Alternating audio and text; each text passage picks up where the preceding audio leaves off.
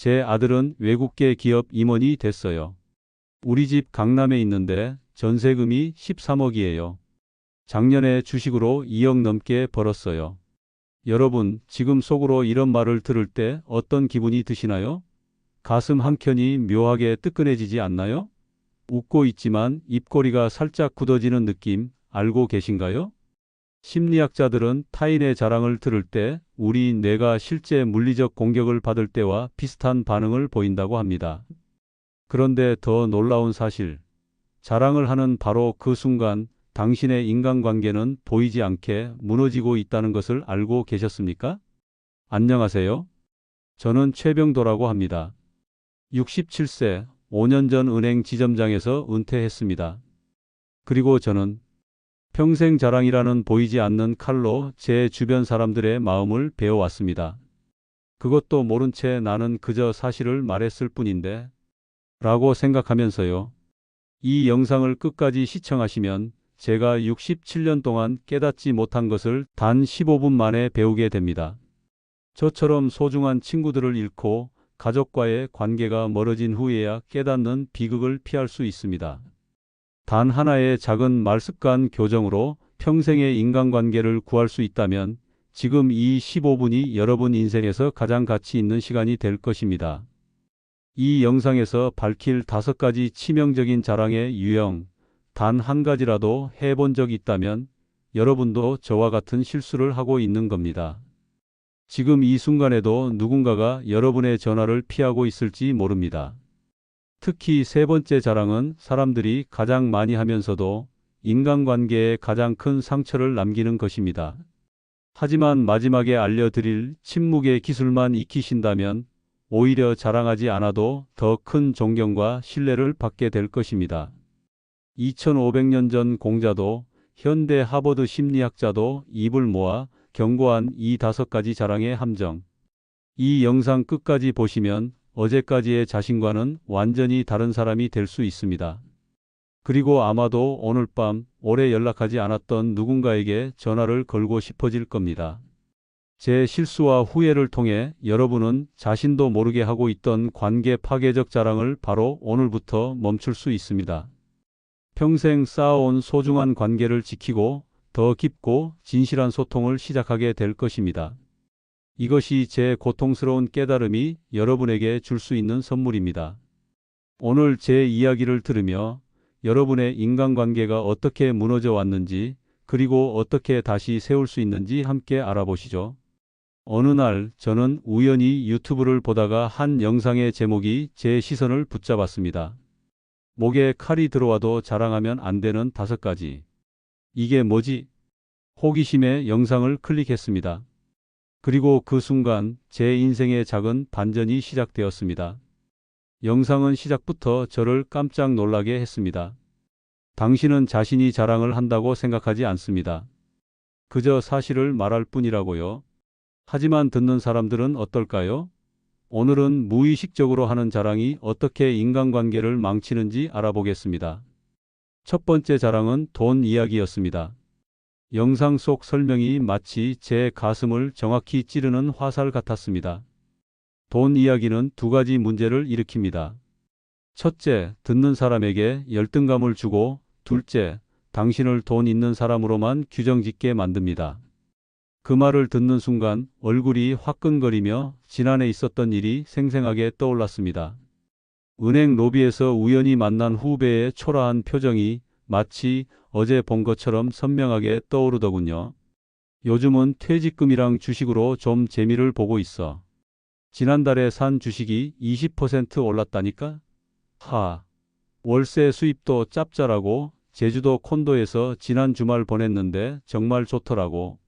말을 하면서도 후배의 표정이 굳어지는 것을 알았습니다. 하지만 제 입은 멈추지 않았습니다. 후배는 억지 미소를 지으며 고개를 숙였습니다. 아, 네. 선배님은 항상 잘 되시는 것 같아요. 그 목소리에 담긴 씁쓸함을 그때는 알아채지 못했습니다.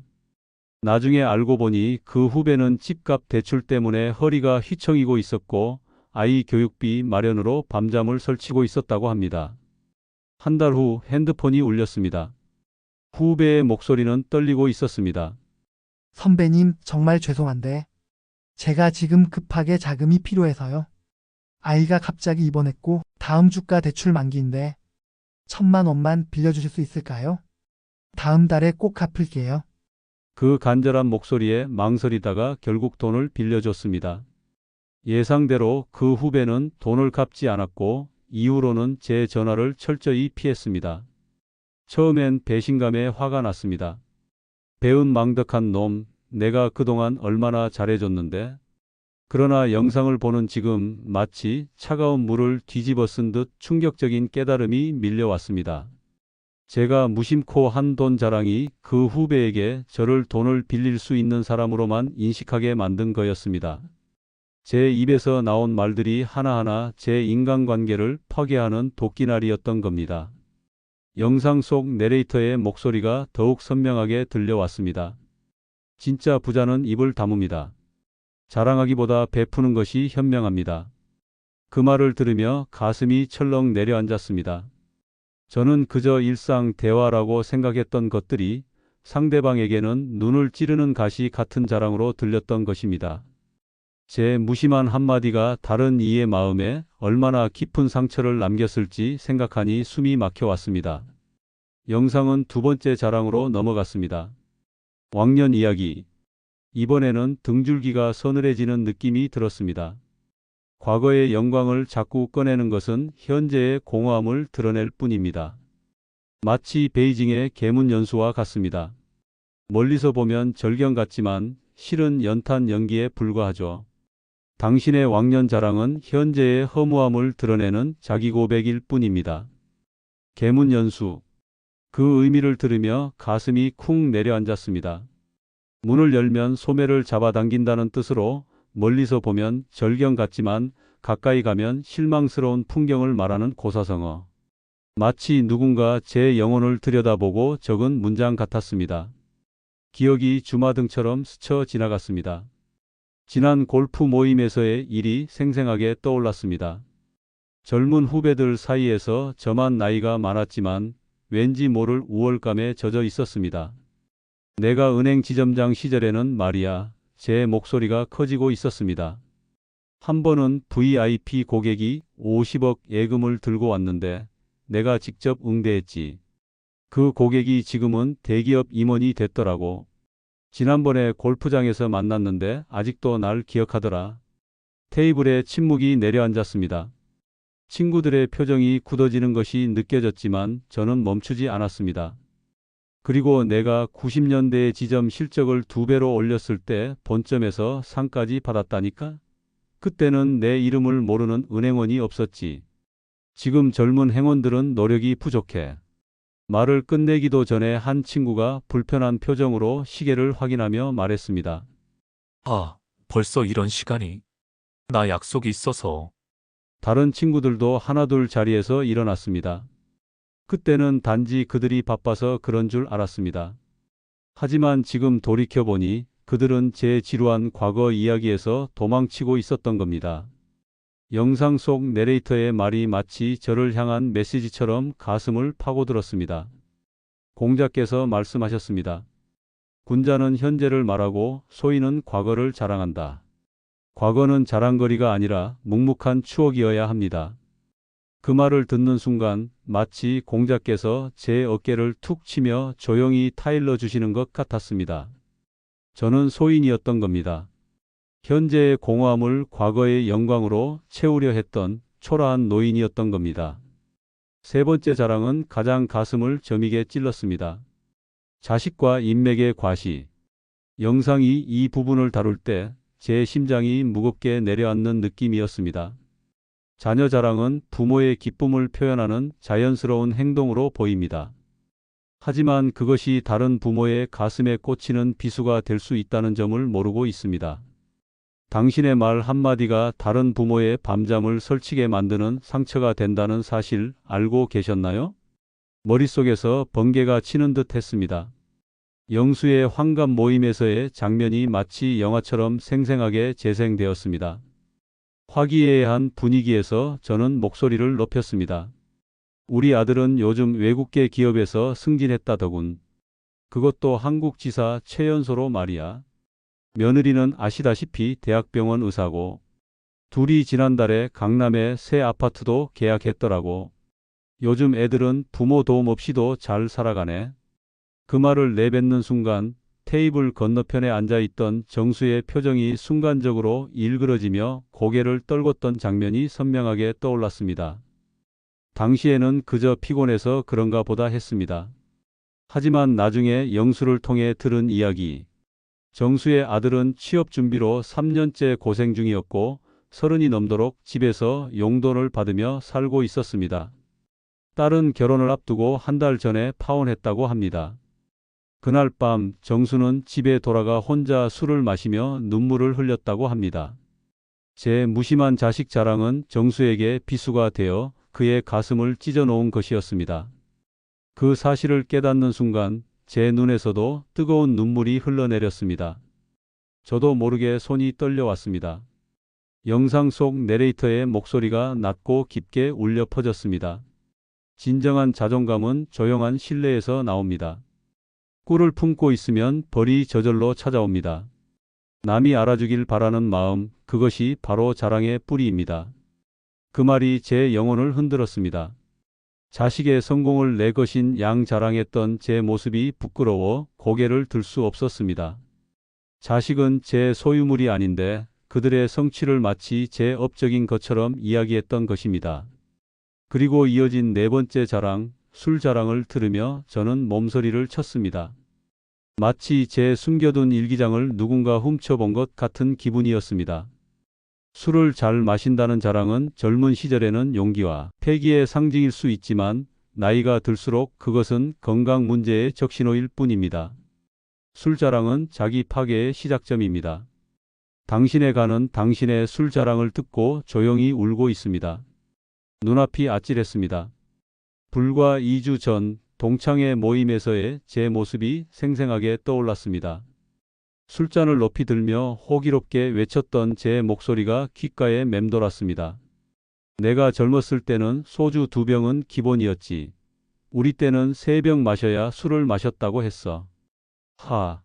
지금도 1병은 거뜬하다고. 너희들 요즘 젊은 것들은 술이 약해졌어. 한 잔 마시고 취한 척하고. 후배들의 얼굴에 스친 당혹감, 그리고 어색한 웃음. 그때는 그것이 존경의 표시라고 착각했습니다. 하지만 실제로는 그들 중 한 명이 알코올 중독으로 치료받고 있었고 또 다른 한 명은 간 질환으로 금주 중이었다는 사실을 나중에야 알게 되었습니다. 그리고 그 말을 한 다음 날 정기검진에서 의사가 심각한 표정으로 건넸던 말. 최 선생님, 간 수치가 정상의 3배입니다. 이대로 가면 간경화로 발전할 수 있어요. 당장 금주하셔야 합니다. 그 경고를 들었음에도 저는 누구에게도 말하지 않았습니다. 도리어 다음 모임에서도 제 술 자랑은 계속되었습니다. 자존심이 제 건강보다 중요했던 것입니다. 영상은 계속되었습니다. 술과 관련된 자랑은 결국 건강의 경고 신호를 무시하게 만들고 주변 사람들에게 나쁜 영향을 줍니다. 절제가 미덕이라는 사실을 기억하세요. 5번째 자랑은 제 심장을 더욱 빠르게 뛰게 만들었습니다. 부인 자랑이었습니다. 배우자 자랑은 사랑의 표현으로 보이지만 다른 이의 결혼 생활에 대한 무시와 가정불화의 씨앗이 됩니다. 당신의 행복한 결혼 생활 자랑이 상대방의 심장에 꽂히는 비수라는 사실을 알고 계십니까? 순간 제 얼굴이 화끈거렸습니다. 지난달 골프장 클럽하우스에서 있었던 일이 생생하게 떠올랐습니다. 라운딩 후 동창들과 맥주를 마시며 담소를 나누던 중이었습니다. 요새 우리 집사람이 정말 대단해. 60이 넘었는데 요가 강사 자격증을 땄다니까? 아침마다 5시에 일어나서 명상하고 건강식 만들어서 나 챙겨 먹이고 덕분에 내 콜레스테롤이 정상으로 돌아왔어. 테이블 건너편에서 창백한 표정으로 듣고 있던 동창 창수의 눈빛이 흔들렸습니다. 모두가 알고 있었지만 아무도 말하지 않았던 사실. 창수는 6개월 전 이혼 조정 중이었습니다. 하지만 저는 멈추지 않았습니다. 우리 아내는 30년이 넘도록 한 번도 내 옷차림에 대해 불평한 적이 없어. 항상 당신은 뭘 입어도 잘 어울려요 라고 말해주지. 이번에 우리 결혼 40주년인데 제주도로 여행 가기로 했어. 아내가 직접 모든 코스를 계획했더라고. 술잔을 기울이던 창수의 손이 미세하게 떨리는 것을 눈치챘지만 저는 계속 말을 이어갔습니다. 사실 우리 집사람은 내가 은행 다닐 때도 최고의 내조자였어. 지점장 승진했을 때는 한 달 내내 아침 일찍 일어나 도시락을 정성껏 싸줬지. VIP 고객들 초대할 때는 집에서 손수 음식을 준비해서 모두 감동시켰다니까. 그래서 내가 성공할 수 있었던 거야. 뭐니 뭐니 해도 집안의 평화가 성공의 원천 아니겠어? 말을 마치자 테이블에 무거운 침묵이 내려앉았습니다. 창수는 마지막 맥주를 단숨에 비우고는 갑자기 자리에서 일어났습니다. 먼저 가볼게. 갑자기 머리가 아프네. 그가 떠난 후 다른 친구가 조용히 귀띔해 주었습니다. 병도야, 창수가 이혼하고 우울증 앓고 있는 거 알잖아. 그 자리에서 부부 자랑은 좀. 그때서야 제가 무슨 짓을 했는지 깨달았습니다. 하지만 자존심 때문에 입을 열지 못했습니다. 난 그냥 사실을 말한 것뿐인데 영상 속 내레이터의 목소리가 제 양심을 더욱 찔렀습니다. 다른 이의 상처를 보지 못하는 행복은 진정한 행복이 아닙니다. 당신의 완벽한 결혼 생활 자랑은 이혼, 사별 혹은 힘든 관계로 고통받는 이들에게 가장 잔인한 고문이 됩니다. 그 말을 듣는 순간 창수가 자리를 떠나며 보였던 그 굳은 표정이 떠올랐습니다. 그의 아내는 다른 남자와 떠나 연락이 끊겼고 자녀들은 모두 어머니 편을 들었다고 합니다. 혼자 남겨진 그에게 제 행복한 결혼 생활 자랑은 얼마나 잔인한 칼날이었을까요? 생각만 해도 가슴이 무너져 내렸습니다. 자랑하는 순간 공감은 죽습니다. 타인의 아픔을 보지 못하는 자랑은 관계의 무덤을 파는 삽질입니다. 영상의 마지막 부분은 더 깊은 울림을 주었습니다. 뇌과학 연구에 따르면 사람의 뇌는 타인의 자랑을 들을 때 마치 공격받은 것처럼 반응한다고 합니다. 이는 원시 시대부터 내려온 생존 본능과 관련이 있습니다. 그 말에 깊은 공감이 갔습니다. 나도 다른 사람의 자랑을 들을 때면 괜히 기분이 나빠졌던 기억이 있으니까요. 프란치스코 교황은 이렇게 말했습니다. 강은 자신을 마시지 않고 꽃은 자기 향기를 맡지 않는다. 진정으로 가치 있는 것은 스스로를 드러내지 않아도 빛이 납니다. 영상의 마지막 문장이 제 마음을 강하게 두드렸습니다. 말하지 않아도 빛나는 사람이 되세요. 침묵 속의 품격이 진짜 자랑입니다. 영상이 끝나고 저는 한참 동안 멍하니 앉아 있었습니다. 마치 거울을 보는 것 같았습니다. 제가 평생 해왔던 행동들이 하나하나 영상 속에 나오는 것 같았으니까요. 깊은 한숨을 쉬며 중얼거렸습니다. 이게 다 내 얘기였구나. 그날 밤 저는 아내에게 조용히 물었습니다. 여보, 혹시 내가 자랑을 너무 많이 하나? 아내는 잠시 망설이다가 말했습니다. 글쎄요.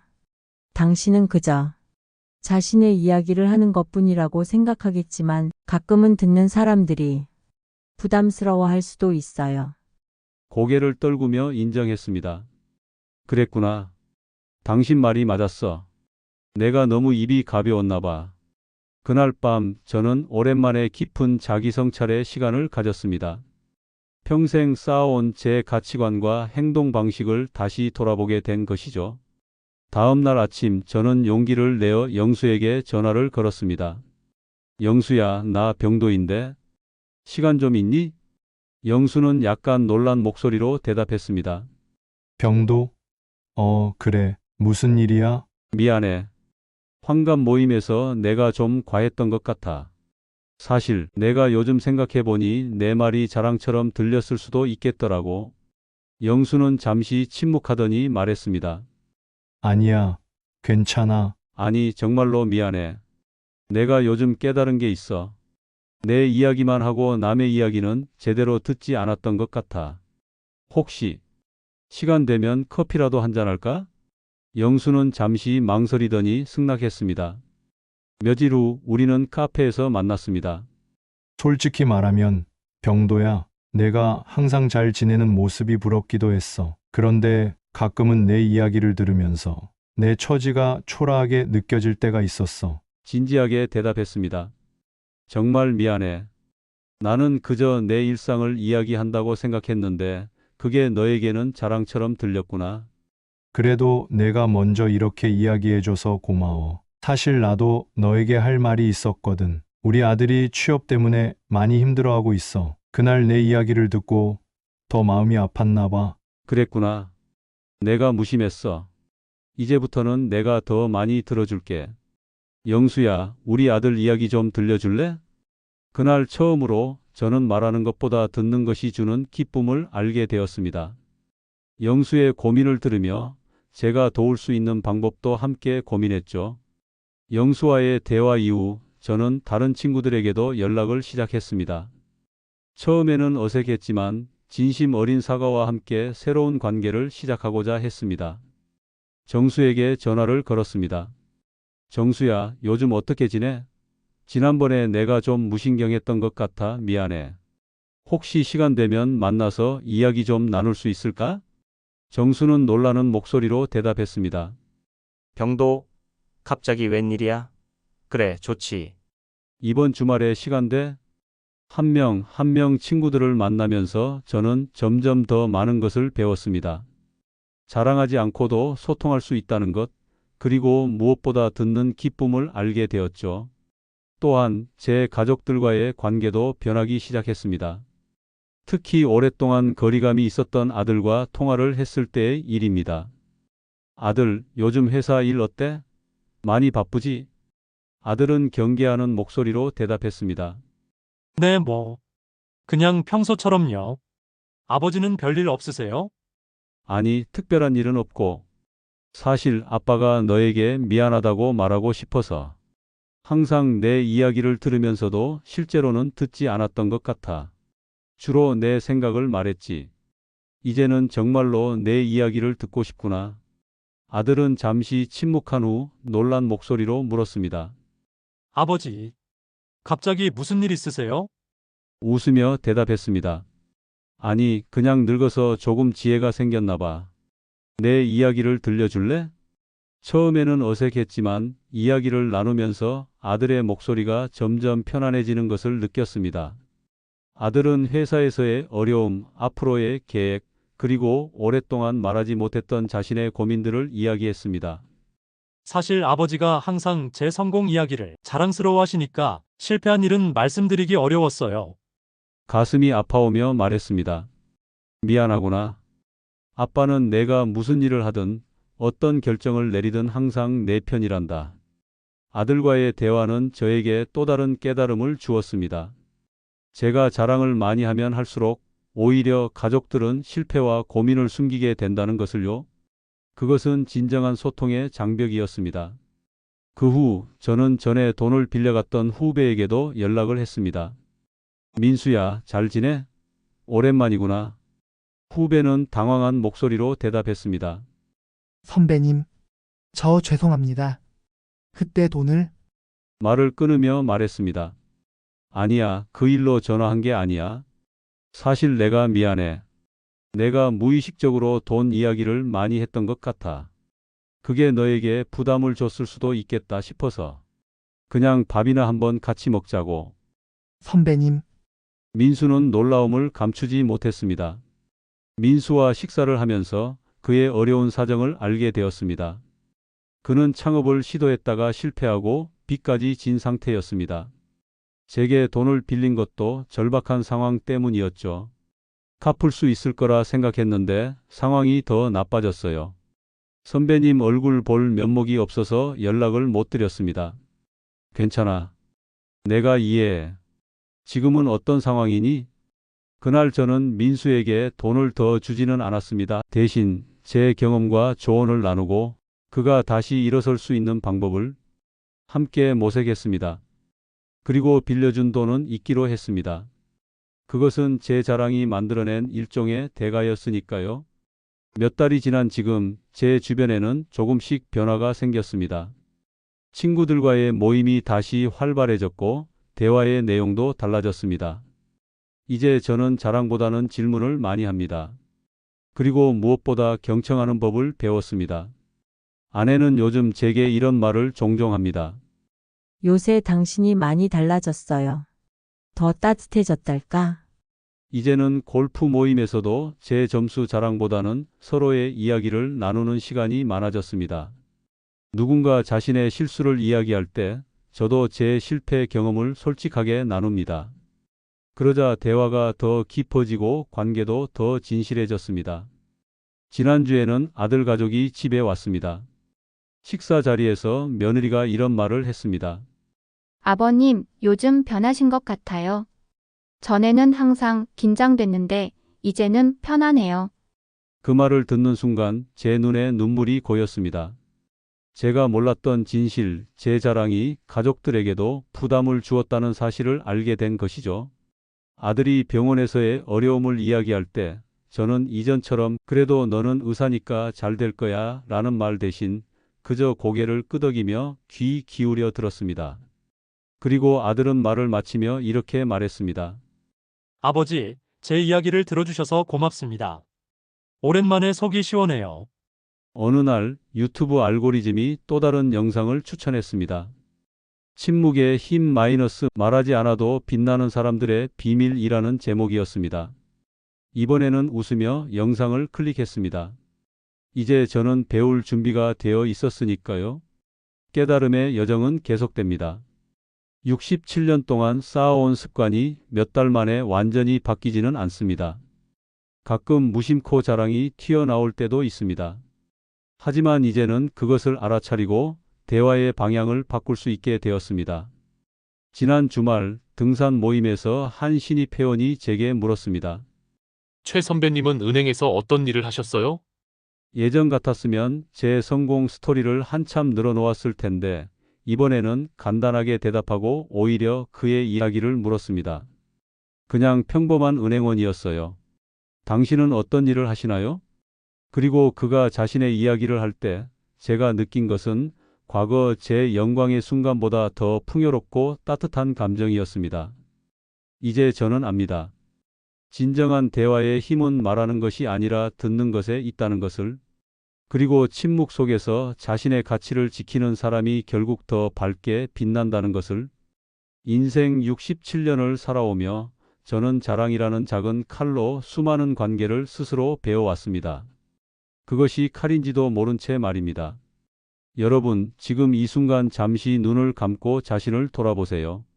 오늘 하루, 어제 혹은 지난 한 달 동안 여러분도 모르게 누군가의 마음에 상처를 준 자랑은 없었습니까? 돈, 과거의 영광, 자녀, 배우자, 건강. 우리는 종종 사실을 말했을 뿐이라는 방패 뒤에 숨어 자랑이라는 칼을 휘두릅니다. 그러나 그 칼날의 상처는 보이지 않는 곳에서 오랫동안 아물지 않습니다. 제 이야기가 여러분 모두에게 작은 거울이 되기를 바랍니다. 그 거울에 비친 자신의 모습이 낯설고 부끄럽다면 바로 그때가 변화의 시작점입니다. 저처럼 인간관계가 다 무너진 후에야 깨닫지 마세요. 자랑 대신 질문하는 습관, 말하기보다 듣는 귀, 과시보다 공감하는 마음. 이것들이 진정한 인간관계의 황금 열쇠입니다. 말하지 않아도 당신의 가치는 빛납니다. 침묵 속에서 익어가는 인격의 향기는 그 어떤 자랑보다 강렬하게 타인의 마음에 스며듭니다. 여러분도 제 이야기에 공감하셨다면 지금 바로 이 교훈과 지혜 채널을 구독해 주세요. 영상 바로 아래에 있는 구독과 좋아요를 누르는 순간 이 한 번이 여러분의 인생을 바꿀 수 있습니다. 제가 67년 만에 깨달은 소중한 교훈이 여러분에게는 단 15분 만에 깨달을 수 있는 축복이 될 테니까요. 구독 버튼을 누르는 그 작은 손길에 행운이 깃들고 좋아요를 누르는 순간 여러분의 인간관계에 축복이 내려진다고 감히 말씀드립니다. 여러분의 이야기도 댓글로 들려주세요. 우리 모두 자랑이 아닌 진심 어린 소통의 힘을 함께 나누며 성장합시다. 이제 전화기를 들고 오래된 친구에게 전화 한 통을 해보세요. 요즘 어때? 그리고 정말로 들어보세요. 그 작은 변화가 여러분의 인생을 완전히 바꿀 것입니다. 감사합니다.